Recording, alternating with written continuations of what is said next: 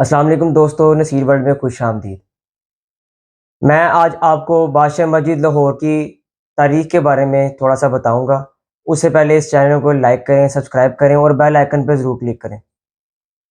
دوستو، بادشاہ مسجد لاہور 1673 میں اورنگزیب جو کہ شاہ جہاں کے بیٹے تھے انہوں نے تعمیر کروائی، اور فیصل مسجد کے بعد پاکستان کی دوسری سب سے بڑی مسجد ہے جس میں 1 لاکھ نمازی نماز ادا کر سکتے ہیں۔ دوستو، یہ مسجد دلی میں موجود جامع مسجد کے سیم ٹو سیم ایک کاپی کہا جا سکتا ہے، جو کہ اورنگزیب کے ہی باپ شاہ جہاں نے تعمیر کروائی تھی۔ دوستو، یہ مسجد 3 دوروں میں سے گزری ہے۔ جو سب سے پہلے کہ جیسے کہ آپ جانتے ہیں کہ جس کو بنانے والے مغلز، اس کے بعد سکھوں کا دور اور اس کے بعد برٹش راج۔ میں آہستہ آہستہ کر کے تینوں ادوار میں اس مسجد کے ساتھ کیا کیا سچویشنز ہوئی، پھر اس کے جو بھی خصوصیات ہیں وہ ساری آپ کو اس ویڈیو میں بتاؤں گا۔ یہ مسجد اورنگزیب کے سوتیلے بھائی مظفر حسین جو کہ اس وقت لاہور کے گورنر بھی تھے، ان کی نگرانی میں تعمیر ہوئی، اور اس کو تعمیر ہونے میں 2 سال کا عرصہ لگا، جو کہ 1671 میں شروع ہوئی تھی اور 1673 میں مکمل ہوئی۔ اس مسجد کے 4 مینار ہیں، اور ایک مینار کی جو لمبائی ہے، جو اس کی ہائٹ ہے، وہ 196 فٹ ہے، اور اس کے صحن میں تقریباً 80,000 بندہ نماز ادا کر سکتا ہے۔ باقی حصہ ملا کر ٹوٹل 1 لاکھ نمازی اس مسجد میں نماز ادا کر سکتے ہیں۔ 17 جولائی 1999 میں جیسا کہ آپ جانتے ہیں کہ سکھوں نے سارا کنٹرول ساؤتھ ایشیا پہ تقریباً لے لیا تھا، جس کی تپش میں، جس کی لپیٹ میں لاہور شہر بھی آ گیا تھا۔ انہوں نے اس مسجد پر قبضہ کر لیا، اور بے شک میرے سکھ بھائی اس بات کا مائنڈ کریں، لیکن انہوں نے ہماری اس عبادت گاہ کے یہ حشر کیا کہ اس کو گھوڑوں کا استبل بنا دیا، اور مسجد کے سیر میں گھوڑے باندھنے کے بعد اس کے جو کنارے تھے وہاں پہ کوارٹرز تعمیر کر کے انہوں نے اس کو اپنا فوجی کوارٹروں میں تبدیل کر کے وہاں پہ اپنی سینا کو، اپنی فوج کو ان کی رہائش گاہ بنا دی۔ اس مسجد کے ساتھ کوئی اچھا سلوک نہیں کیا، لیکن آہستہ آہستہ پھر یہ مسلمانوں کے کنٹرول میں آتی رہی تھوڑی بہت جنگوں کے بعد، لیکن زیادہ تر اس کے ساتھ یہی سلوک ہوتا رہا۔ یہ مسجد جامع مسجد دلی کی سیم ٹو سیم کاپی اس لیے بنائی گئی کیونکہ آپ جانتے ہیں کہ اورنگزیب جو بادشاہ تھا وہ تمام مغلز میں سے تھوڑا سا اسلامک ٹچ اس میں سب سے زیادہ تھا، اس لیے وہ چاہتا تھا کہ باقی کسی کاموں میں، جیسے کہ یہ تاج محل پہ پیسہ ضائع کرنے سے اچھا ہے کہ کوئی ایسی مسجد تعمیر کر دی جائے۔ اور یہ لاہور میں مغل فن تعمیر کا سب سے بڑا جو انسان ہے وہ آپ کو شاہکار اس وقت ملے گا۔ نہایت ہی خوبصورت مسجد دیکھنے کے لیے، جس کا سٹارٹ ایک عظیم دروازے سے ہوتا ہے، اور اندر جاتے ساتھ ہی ایک کھلا وسیع سین ہے جس میں لال رنگ کا سنگ مرمر لگا ہوا ہے۔ اس مسجد کے 3 جونس ہیں وہ گنبد ہیں۔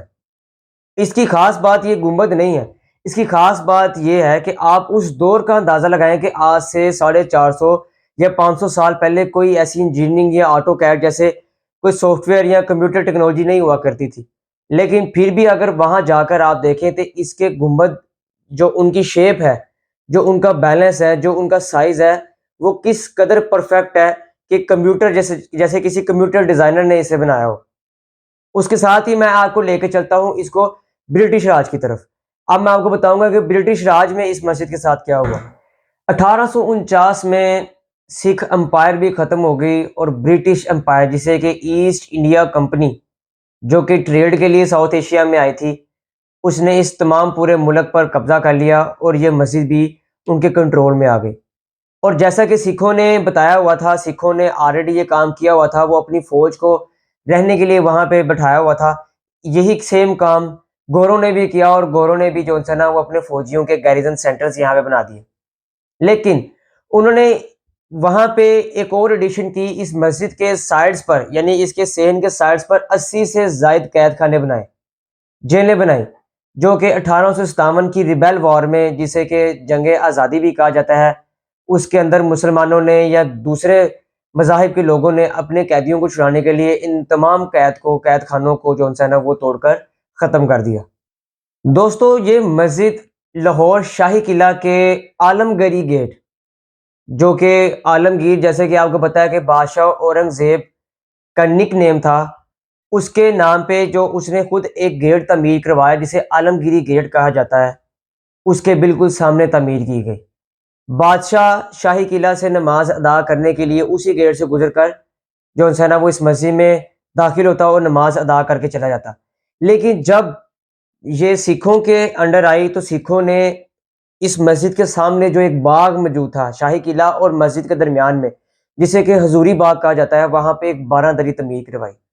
اس 12 دری کا مقصد جو سا تھا وہ اس وقت میں ایز اے ایک تخت کے طور پہ تھا، ایز اے ایک اسمبلی ہال کے طور پہ تھا، جہاں پہ رنجیت سنگھ یا باقی دیگر بادشاہ بیٹھ کر اپنی رعایا کی بات سنا کرتے تھے اور ان کے مسئلے حل کیا کرتے تھے. رنجیت سنگھ کے مرنے کے بعد اس مسجد کے بالکل سامنے اسی کی سمادھی، جسے کہ سمادھی آف رنجیت سنگھ بتایا جاتا ہے، وہاں پہ تعمیر کر دی گئی. دوستو، جو سب سے امپورٹنٹ بات میں آپ سے اس وقت اس ویڈیو میں یہ کرنا چاہتا ہوں، مسجد کی تاریخ اور مسجد کی ہسٹری تو تقریباً آپ کو ہر جگہ سے سننے کو مل جائے گی. یہ مسجد نہایت ہی خوبصورت اور ایک ہیریٹیج کا ہمارا حصہ ہے، جس کو بنے تقریباً 400 سال ہو گئے ہیں. وہاں پہ لوگ جا کر بجائے اس کے کہ نماز ادا کرتے ہیں، مسجد کی تزلیل کر رہے ہیں. وہاں پہ دیواروں پہ وہ نمبر لکھتے ہیں، اپنا نام لکھتے ہیں، اور وہاں پہ ایز اے ایک اس کو 1.5 پوائنٹ انہوں نے بنا لیا ہے. اور وہاں پہ وہ کھانے پینے کی چیزیں اور ان کے ریپر پھینکنے میں جو نا وہ بالکل بھی شرم محسوس نہیں کرتے، حالانکہ وہ بھول گئے ہیں کہ یہ ایک سیرگاہ نہیں بلکہ اللہ تعالیٰ کا گھر ہے اور ہمارے ملک کا ایک اثاثہ ہے. اس کے برعکس اگر آپ ہمارے ہمسایہ ملک ہندوستان کے بارے میں تھوڑا سا میں آپ کو ڈیٹیل میں بتاؤں تو ان کے جتنے بھی یہ ہیریٹیج والی جگہ پہ ہیں، انہوں نے بہت اچھے طریقے سے مینٹین کی ہوئی ہے. ابھی بھی یہ جو سی مسجد ہے یہ UNESCO جسے ورلڈ ہیریٹیج سینٹر والے جو سے ہیں ان کے انڈر آتی ہے. وہ اس کو بہت اچھے طریقے سے پریپیئر کر رہے ہیں، اس کو ٹائملی پینٹ کر رہے ہیں، کیونکہ اگر آپ دیکھتے ہیں تو اس کی جو چھت ہے اور جو ان کے گنبد ہیں وہاں پہ ابھی بھی مغل فن تعمیر کے جو وہ کلرفل پینٹ ہیں وہ ابھی تک موجود ہے. لیکن آہستہ آہستہ ہماری عوام کی، ہمارے لوگوں کی پوری کوشش ہے کہ اس کو توڑ کے گاڑی لے جائیں کسی طریقے سے اور اس کو برباد کر دیں.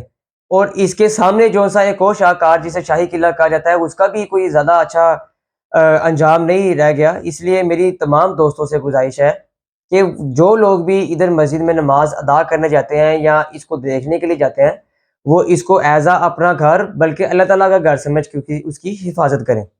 تو دوستو، یہ تھی ایک چھوٹی سی ویڈیو جس کے اندر میں نے آپ کو بادشاہ مسجد کے تھوڑے سے کی پوائنٹس بتائے ہیں، اور بعد میں غیر مسلموں نے اس کے ساتھ کیا کیا. کیونکہ یہ بات بتانے کا مقصد یہ تھا کہ ہمارے یہاں بھی سکھوں کے جو ہے نا وہ بڑے پاکیزہ جگہات جو سی نا وہ ساری تمام جگہ موجود ہیں، جیسے کہ بابا گرو نانک کا ڈیرا موجود ہے.